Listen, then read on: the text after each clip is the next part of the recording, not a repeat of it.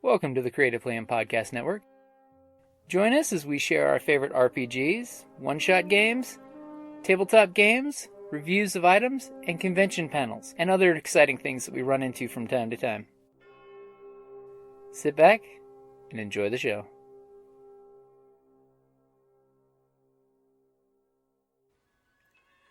Hi, this is Kelly, aka Trixie from Ragnarok and Roll, a Scion to Ragnarok story, and Tilda Wimblewick from D&D Journey of the 5th Edition.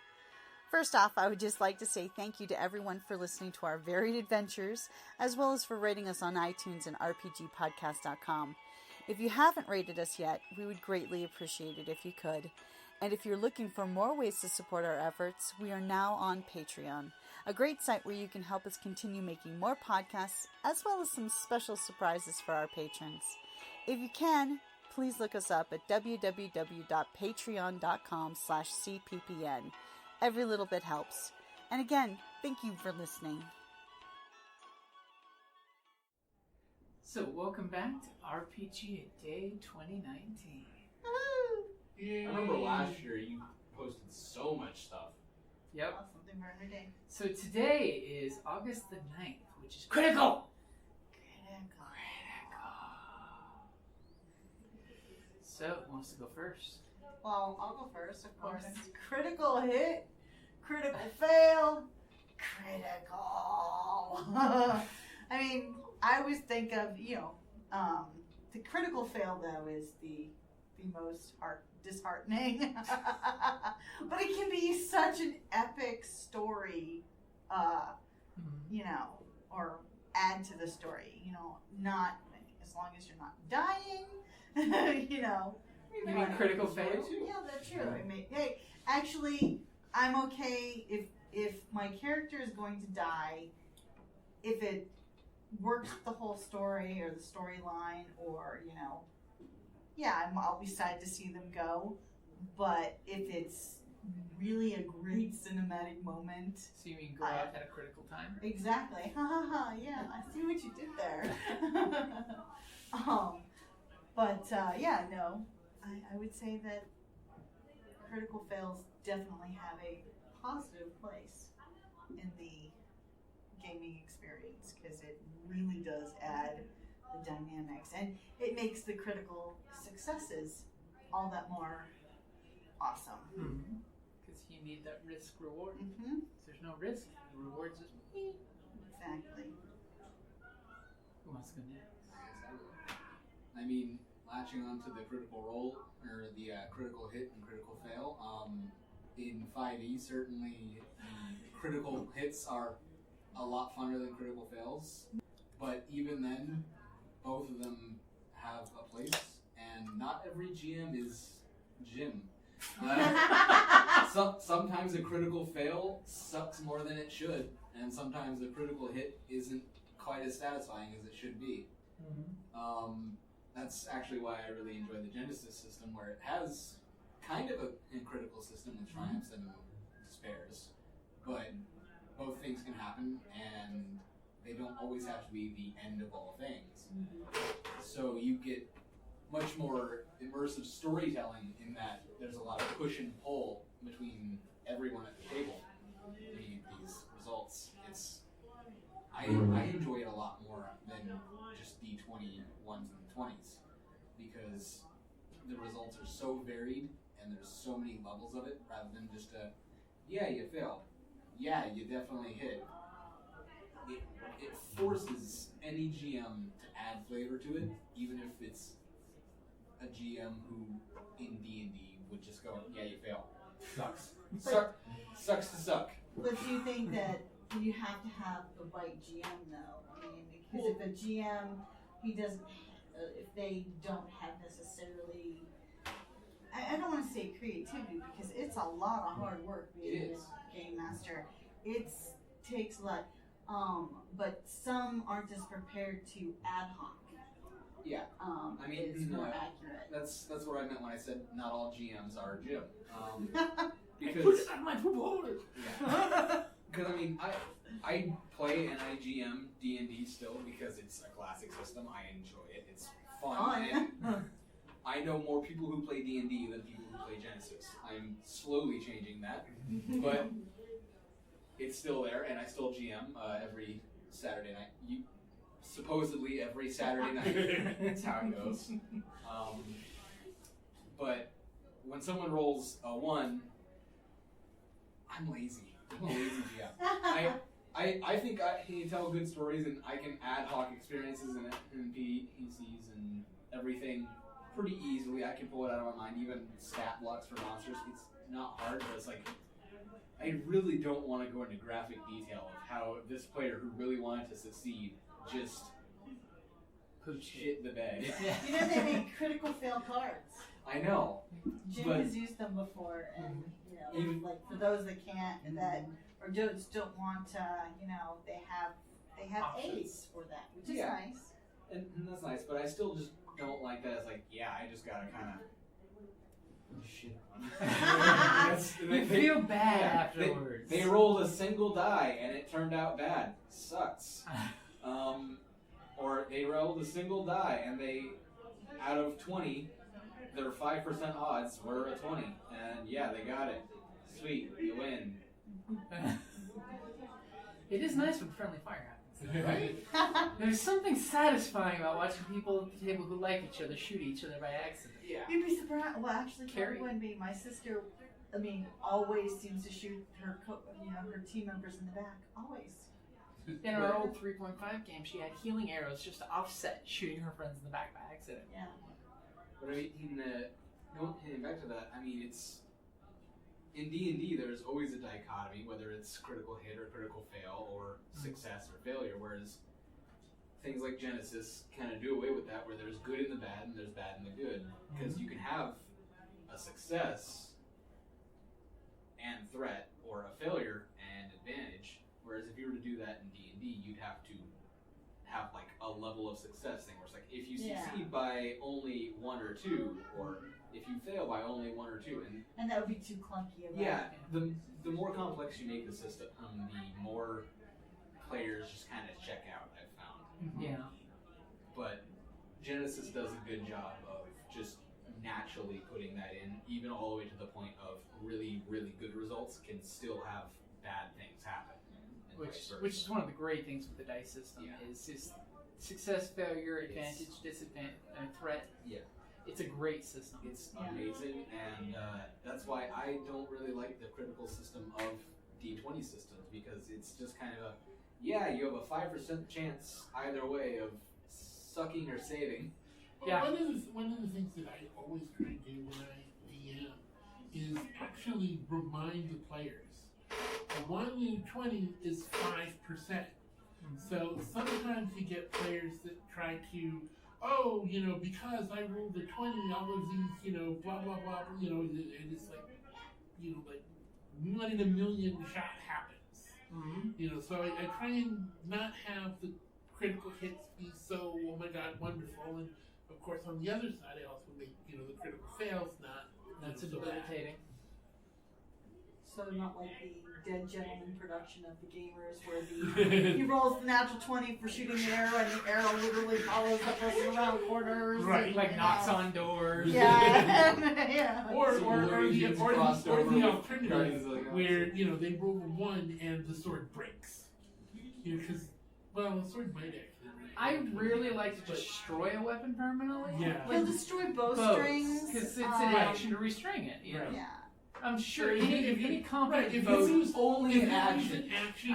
like It the takes critical fail. 6 seconds to get out your backup If bowstring. you critically tie it fail, tight. you're off balance. You lose. Yeah. You Or lose you your drop turn. it. Or you drop the sword. Drop is Yeah, usually my something like favorite. that. My favorite one is fling 1d4 squares. My favorite. Because especially if it's past the bad guys. Use a D8 to determine what direction. Yeah. Classic hex crawl style. D6 to So that way I have to go past danger to get my sword. Excuse me, Mr. Kobold, would you hand me my Tax of sword? opportunity. So I actually want to go a slightly different way with critical, because I want to talk about critical thinking. Ooh. And one of the things that I really like about role play games is that it allows you to enhance your critical thinking in all sorts of different types of situations, both tactically and even socially in a lot of cases. If you're playing certain types of role-playing games and you're doing something where there's a social aspect to the campaign, you get to try out different roles. You actually get to role play.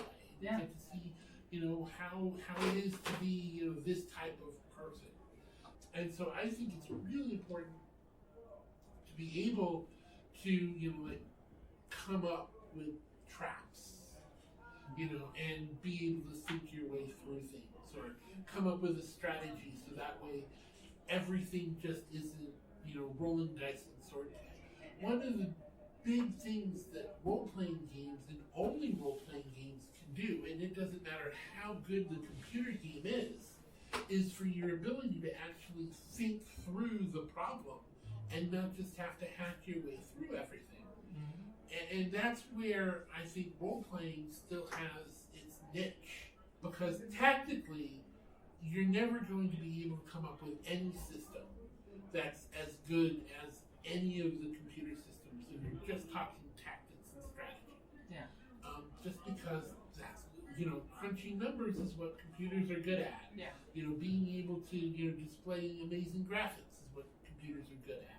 But outside the box thinking. But not just outside the box thinking, but being able to create and solve problems. Not just necessarily traps, but like social situations, or stratagems, or how do you get into the castle, or all of these things where you actually need a DM to be able to figure out how what you're doing is being modified by the situation, so that way the scenario is actually run well. And that's what I think real role playing around the table is really doing. I mean, personally, I believe that in general, the less dice you have to roll, the better the game generally is for role playing. Because there are if there's a table type, I'm addicted to dice, so I mean, there are board games. Okay, there are role-playing games which are essentially board games. Okay, because you're basically rolling your dice and you're doing things, and there was a game and it's still really popular called Dungeon. Yeah. Okay, yeah. With all sorts of different I used to supplements. have And too many RPGs become that type of, okay, roll the dice, what do you get?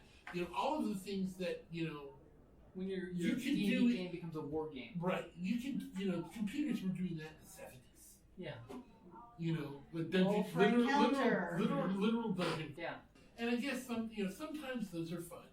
But for me, fun role-playing games is when you get to role-play, when you get to influence a situation, with the dice, but also with your planning.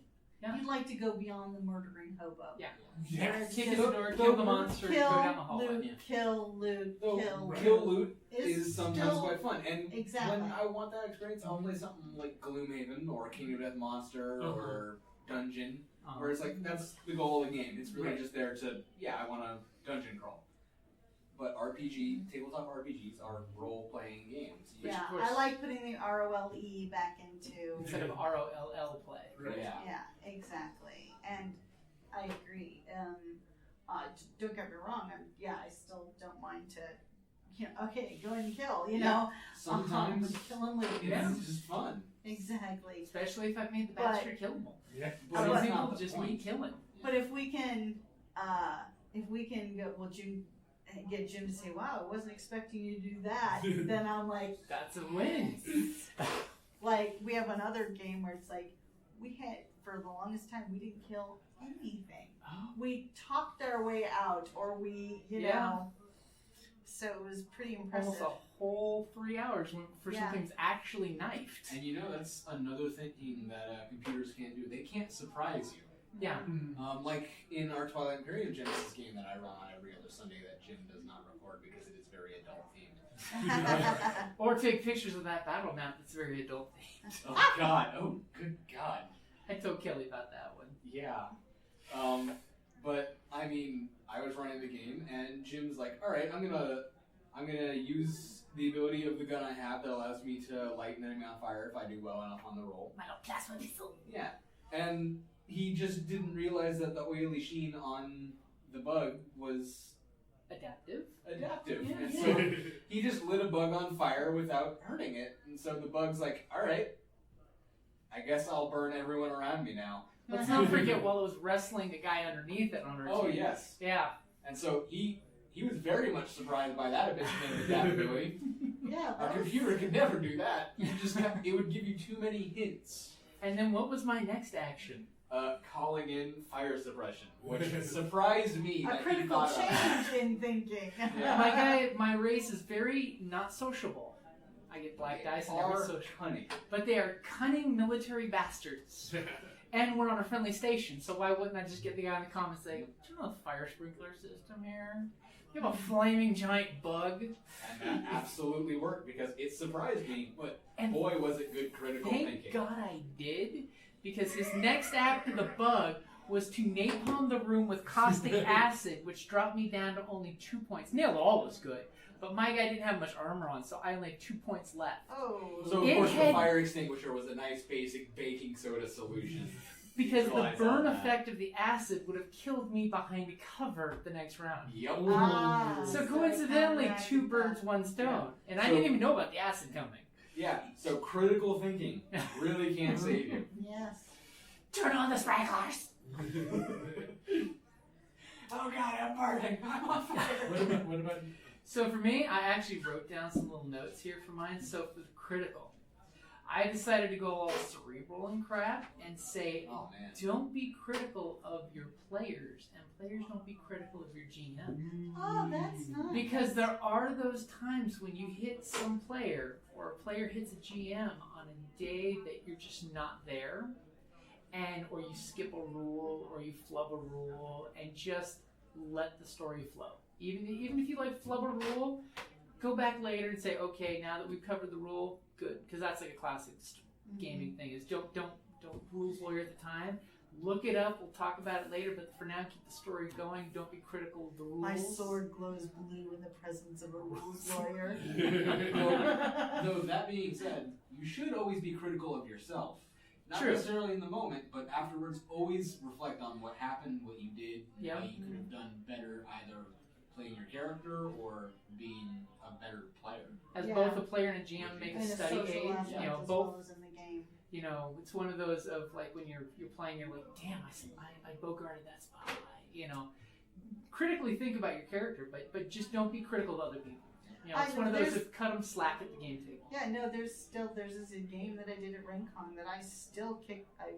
I literally feel guilt over that I didn't X card myself. I'm like, what the? It was a really fun game, but she went crazy. But then again, nobody at the table had an issue, so it's just that in a secure group, you don't need the X card. Oh no, I should have X carded myself. I'm not a fan of the X card myself, but that's just because I've never used the X card because I'm like, get it, do it, yes, do it, yeah, do it, do it, yes, give it the dark side. But then again, I you know me, between language and tone and theme, I gotta push my players' buttons. That's how we have a good time. It's not fun if at least one button's not getting pushed. Just make sure it's not the big red button. So just remember not to be critical of players, and players not to be critical of GMs. GMs have to put in a lot of work. And if you do have to give feedback, either way, because like player to player feedback, player to GM, GM to player feedback, don't be critical. Take time, talk about it later. Don't. There can be such things as constructive criticism. Well, that's the big difference. But it's like Be constructive. yeah. Like, one of the things that I'll be critical about you players is one player tells another player how to play as a player. That I'm never a fan of, but I understand the tactical players who are critical thinkers are like, no, you're not doing it right. But it's good to coach, not to try to play their character. Guide, show, don't tell. So that's what I've got for critical. Don't be critical of your players and GM. Don't be critical of me. I can't take your feedback. Also, if you're not paying money to your GM, they are doing a lot of hard work preparing. They do. So at least bring snacks or something. Yeah, that's true. And oftentimes they're the ones that provide the books and extra materials and stuff. So if we're talking about critical GMs, they're critical. GM, I was actually in a group where they were showing memes and stuff of, oh, I don't want any groups of play. It's like, oddly enough, I always have games to run or play, but that's mainly because I GM so much. People are like, I want to run a game, let me come play my game, Like I did with you. Yeah. So, it's one of those of, there might be a reason why you don't have a GM in your game, but I don't want to be critical. Well, you guys take a lot of abuse. Yeah. If we do our job right, we are both the angel and the devil. Exactly. Because that's our job, is to be both the angel and the devil, and not actually take a side. Yeah. We are an impartial observer, laughing at your stupid attempts. Laughing at you flying into the flame. Well, that's one of the problems that some bad GMs have, is that they think that they are against the players, and the players are defeating their people and monsters and things. In some ways, that's true. That's why they're called if you're killer playing GMs. a villain, you gotta you gotta behave properly. But when you're the GM, you have to impartially take both sides. But the good GMs, the good GMs don't set out Take it to personally. Exactly, and they play the NPCs To character. completely. Exactly, so they're not the everything in the barmaid is not trying to kill you, but a killer GM. Except when the barmaid's trying to everything. Unless the barmaid's doppelganger trying to killed her, took her place, knowing that But you with the liked her. killer GM, everything is out to get you, not only your When dice. you have an unlimited budget, if you really want to kill a player group, you give them, and I've done this before with groups, you give them a group of NPCs and say, I've done it before with people, it's like, okay, you're all playing first level fighters going to this fortress. You go there, vampires murder you all. The one survivor gets to tell the player party after session 0 and you make your characters the story. And that, if you want to play a killer GM, you can be a killer GM, but just make sure it's not the players you're killing. Yeah. Massacre offset, so that way you can actually do the whole set the scene for the players because you have a survivor to say this is what's there, blah blah blah. So then your players go in forewarned that you will get massacred. Or the one-time use only for any party group is if you have someone with some kind of precognitiveness, you warn the precog, you say screw it to the rest of the party, you massacre them all and say, and precog, you just woke up and that was the dream if you guys followed through on the plan you had. And you basically burned 1 or 2 sessions in the group, which I've never done it to Kelly because we've never really had a precog in that. But I've done it in riffs many times. No, but he did something kind of similar with the Seven Dwarfs. Oh, yeah. Yeah. Our my silent God. game. They My went to sister the went real ballistic. Sleeping Beauty Castle. She left her NPC husband behind in Sleeping Beauty's and castle. my And sister Snow White's said the castle. one thing. This is is the after hours of the Critical Day talk. Yes. Oh, Anyone who's still she listening. went. Now we're being Yeah. critical. She went critical nuclear. After editing, I took 15 minutes for screaming at 50 decibels or higher. And turned it to only about 15 seconds worth before we She got went back on ballistic. game. Because she's like, the one thing I told you is not to kill my husband. Are my kids. You can't Yeah. fuck with the Because husband or in the kids. character, she basically spent 3 days seducing Thorson and she Yeah. got pregnant. So you just get a really high decibel. Oh, it was, yeah. And And then I'm they like- murdered the dwarves. And then they found out the dwarves were the security guards protecting this magic doppelganger mirror. They I didn't killed murder this the doppel- dwarves. I protected the populace. That's what we call it. I didn't murder the dwarves. I protected the populace. Exactly. You I did. was the You one doing the smoked the smoke and building. mirrors. So that's critical. Yeah. So, and, GMs, they're Yeah. critical. Yes, GMs are critical. That's a really great one. Is this what's the one thing you can't play without? GMs or players? Yep. Unless you buy the new D&D Essentials kit, which no one's been able to buy in Target until it hits stores in September, where you can apparently play solo D&D on. Hey, actually, back in the day, they did have a solo adventures, the modules and stuff, and they give you the little red, gel thing, so that you could look at the maps. The and plastic stuff. screen. I had one. Way back in the 3rd edition DM guide, they basically had a randomizer where you can create, dungeon crawls. Yeah, even in the 5th edition DM's guide, they've got you can make a card deck, so we could all be playing and flip to see what's in the room randomly. That's a really good functionality they have on Roll20, is that you can create your own decks of cards and stuff like that. Yeah, so that way it's literally the 4 of us could be playing a dungeon randomly building as we go, and I've jokingly thought that would be a really fun thing to do, just like to kill a day, to see what the dungeon looks like afterwards. Well, when I used to run games on Roll20, what I do is I'd make a deck of monsters that would be in given areas. That way it's like, I don't know what the hell's going to come up. You're just going to get things until they reach your party's challenge rating or slightly above, because challenge rating is always so off. It's ridiculously broken. Especially at high levels when it's like, this one monster is a CR 9 and you have a party of 9. It's like, party of 4 players at level 9 are going to tear this thing apart in less than a round. You need to give it minions for a total of CR of like 15. Then it's fit. Then it's a busy fight. So we digress. We critically digress. Yep. Alrighty, guys. This conversation has reached critical mass. But not critical now. So that is August the 9th, Critical.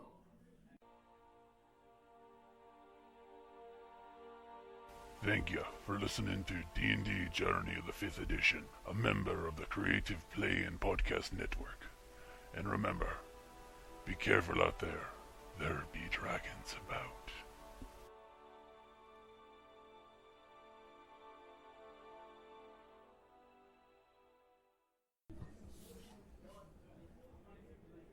Like, you should start taking these quotes and posting them on Patreon or YouTube, like in the description of the video. Dude, if you want to shoot them to me, I will. I can. I don't have them for every single thing. I have them for 2019, 18, and then I have it marked as 5, 4, 3, 2, and just Genesis games. Even though those are not the sessions they inherited, it's just the first time I took notes, second, whatever. So I'll have to go and match them to videos. Alright, so tonight's quotes. Yeah, I get the gist of the power dynamics, I just didn't know what the words were. I think they would frown upon that. Not if they're full of tentacles. Engineer extraordinaire, holy priest of aethermancy, doctor of many talents, Dr. Chemist, wrestler, pilot, navigator, mechanic.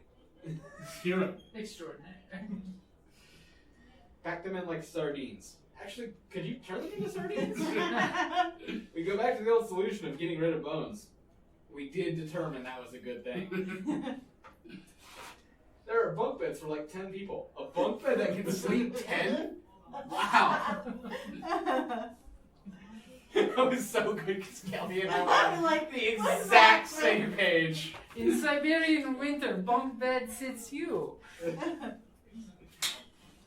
Can you fit in the vent? It's an easier perception check if you don't have bones. My fortune cookie has a message for you. When in doubt, call a friend. I guess mind control isn't a great idea, unless you're subtle about it. A little bit of quid pro quo. I think you mean quid pro quim. Oh my god. Oh man, they brought this upon themselves. Now they'll have to get whipped with my mongrel cock. The absolute worst one of the bunch. That came right out of my head. It's like, what's the worst thing? That. It's like, this is gonna happen if they attack me. They're just gonna face a naked 8-man of Zanzibar. It's gonna happen. I'm dual wielding. Scrotum counts as an offhand weapon, right? No, I have my cane and then I have my gun. He has This his is a cane way- and then he has his third leg. This is one for killing and this one's for fun. Oh wait. They don't call They're them both beef for sticks fun. for nothing. Tripod. I'll walk out with my head held high. Heads held high. No. The quote was, "You'll come out with your heads held high." It was even funnier than that.